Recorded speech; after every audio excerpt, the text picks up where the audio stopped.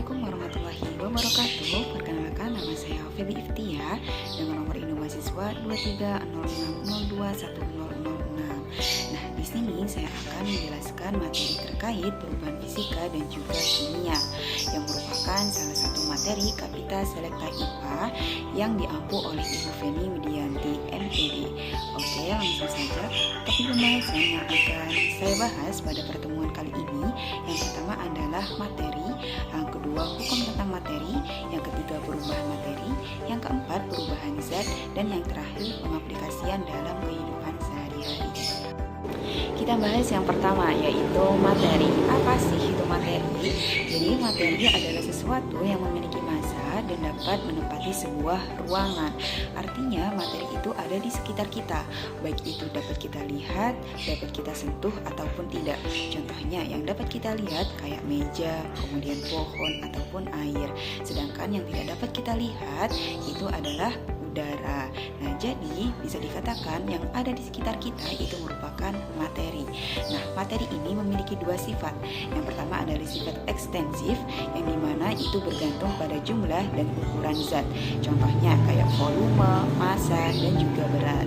Yang kedua sifatnya adalah sifat intensif, yaitu tidak bergantung pada jumlah dan ukuran zat. Misalnya warna, bau, membeku, mencair, dan lain sebagainya. Misalnya ada sebuah buah apel. Nah, buah apel ini memiliki volume dan juga berat. Berarti buah apel ini memiliki sifat ekstensif. Kemudian buah apel ini memiliki warna, memiliki bau yang khas. Nah, berarti buah apel ini memiliki sifat intensif. Nah, sifat intensif ini dibagi menjadi dua lagi, yaitu ada sifat fisika dan juga sifat kimia, yang dimana kalau sifat fisika ini memiliki ciri khas yang dapat diamati tanpa mengubah zat-zat penyusunnya. Nah, sedangkan kalau sifat kimia itu ciri-cirinya yang berhubungan dengan terbentuknya zat baru. Jadi biar gampang diingat bahwasanya sifat fisika itu tidak menghasilkan zat baru, sedangkan kalau sifat kimia itu menghasilkan zat baru. Lalu bagaimana sih sifat-sifat atau ciri-ciri dari sifat fisika ataupun sifat kimia? Yang pertama yaitu bagi sifat fisika, cirinya adalah wujud zat. Nah, wujud zat ini itu memiliki tiga. Yang pertama ada padat, cair, dan juga gas. Kemudian yang kedua adalah warna, yang dimana warna itu biar gampang diamati. Misalnya air itu warnanya transparan atau bening. Kemudian karbon itu warnanya hitam, aluminium warnanya perak. Nah, setiap materi itu memiliki warna. Supaya apa? Supaya gampang untuk membedakannya. Kemudian yang ketiga adalah kelarutan. Nah, setiap zat terlarut itu akan larut dalam pelarut. Misalnya gula itu sebagai zat terlarut, yang dimana gula ini akan larut di dalam zat pelarut, yaitu air. Kemudian yang keempat adalah daya hantar listrik. Kemudian yang kelima adalah kemagnetan. Nah, sedangkan pada sifat kimia itu memiliki ciri-ciri. Yang pertama, mudah terbakar. Misalnya kayak kayu menjadi arang, kemudian kertas menjadi abu. Kemudian yang kedua busuk dan asam, yang ketiga berkarat, yang keempat mudah meledak, yang kelima adalah racun. Yang dimana dalam ciri-ciri sifat fisika, sifat kimia ini itu membutuhkan yang namanya reaksi kimia. Oke, selanjutnya terkait hukum alam tentang materi. Nah, ini itu terdapat pada Quran surat Al-Furqan ayat 2. Kita baca bareng-bareng ya. A'udzubillahi minasyaitonirrajim. Bismillahirrahmanirrahim. Alladzi lahu mulkus samawati wal ardi wa lam yattakhidh waladan wa lam yakul lahu syarikun fil mulki wa khalaqa kulla syai'in faqaddarahu taqdira. Yang memiliki arti yang memiliki kerajaan langit dan bumi, tidak mempunyai anak, tidak ada sekutu baginya dalam kekuasaannya, dan dia menciptakan segala sesuatu lalu menetapkan ukuran-ukurannya dengan tepat. Quran surat Al-Furqan ayat 2. Nah, dalam kandungan ayat tersebut bahwasanya Allah itu sudah menciptakan yang ada di bumi ini itu sesuai dengan ukurannya masing-masing, walaupun ada materi yang tidak dapat dilihat, yang tidak dapat diraba, misalnya adalah udara. Namun Allah itu sudah menetapkan sesuai dengan ukuran-ukurannya. Oke, setelah kita sudah mengetahui terkait integrasi keislamannya, sekarang kita masuk pada perubahan materi. Nah, untuk pengertiannya sendiri, bahwasanya perubahan materi itu adalah perubahan benda-benda yang memiliki sifat langsung diamati. Namun, ada juga yang memerlukan waktu lama.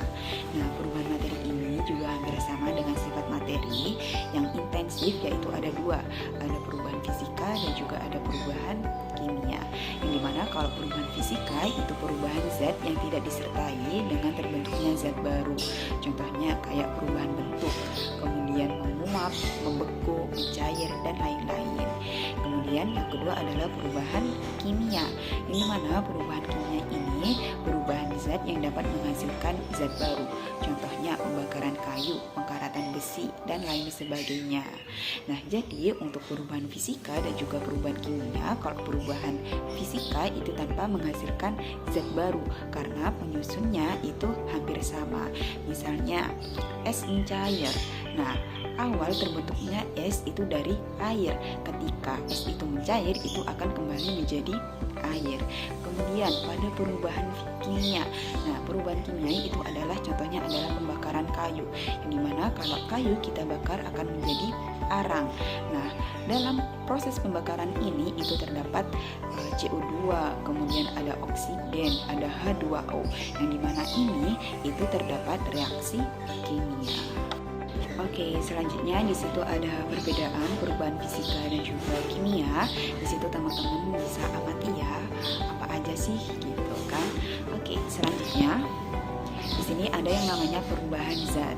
Nah, masih ingat bahwasanya zat itu yang dapat menempati ruang dan memiliki massa.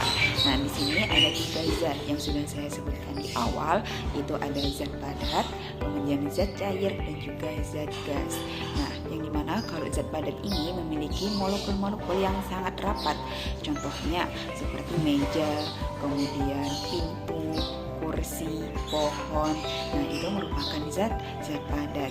Kemudian yang kedua adalah zat cair, yang dimana zat cair ini molekulnya itu agak renggang, yang dimana kalau zat cair ini itu menempati tempat yang sesuai ia tempati. Misalnya air di dalam botol, berarti airnya ini berbentuk seperti botol. Kemudian yang ketiga adalah zat gas, yang dimana kalau zat gas ini itu molekul-molekulnya itu lebih renggang daripada zat cair. Contohnya apa? Contohnya adalah udara, ada oksigen, ada nitrogen, kemudian karbon dioksida, dan masih banyak lagi. Nah, di sini juga ada yang namanya perubahan wujud zat. Ada yang padat ke cair itu apa? Nah, kalau padat ke cair itu mencair, sedangkan cair kalau ke padat itu disebut dengan membeku. Kemudian cair ke gas itu disebut dengan menguap. Sedangkan kalau gas ke cair itu disebut mengembun. Kemudian gas ke padat. Nah, gas ke padat ini disebut dengan mengkristal. Sedangkan kalau padat ke gas itu disebut dengan menyublim. Oke, next. Nah, perubahan wujud zat. Tadi kan ada yang namanya perubahan fisika dan juga perubahan kimia. Nah, contoh dari perubahan fisika itu adalah es mencair, kemudian es membeku, kemudian apalagi? Masih banyak lagi ya.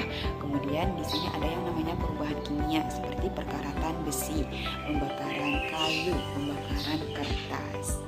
Oke, sekarang kita masuk pada aplikasi perubahan wujud dalam kehidupan sehari-hari. Yang pertama adalah pembuatan garam dari air laut.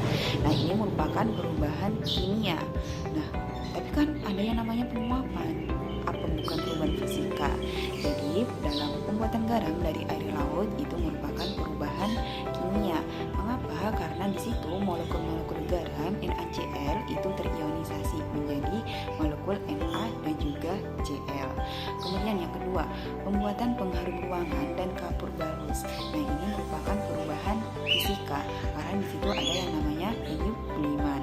Kemudian yang ketiga, industri minyak bumi. Yang keempat, industri gula pasir. Yang kelima, hasil fermentasi susu. Yang dimana ini itu merupakan perubahan kimia. Mengapa? Karena di sini itu menghasilkan yang namanya zat baru. Oke.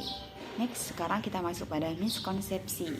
Nah, beberapa miskonsepsi yang sering ditemukan adalah bahwasanya seperti yang kita ketahui ya, kalau pelarutan garam sebagai perubahan fisika. Nah, itu salah. Nah, yang betul adalah bahwasanya pelarutan garam merupakan perubahan kimia.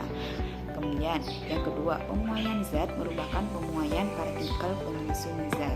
Nah, itu salah. Yang betul adanya bahwasanya pemuaian merupakan peningkatan jarak antar partikel. Nah, di situ partikel-partikelnya itu mengalami yang namanya pemuaian. Kemudian yang ketiga adalah telur yang direbus merupakan perubahan fisika. Nah, itu salah. Nah, yang betul bahwasanya telur yang direbus itu merupakan perubahan kimia. Karena di situ sudah menjadi perubahan bentuk dan pastinya di situ ada yang namanya reaksi kimia. Nah, di sini ada beberapa glosarium. Yang pertama ada materi, partikel, dan juga zat. Nah, ini daftar pustakanya. Oke, sekian, terima kasih dari saya. Kurang lebihnya mohon maaf.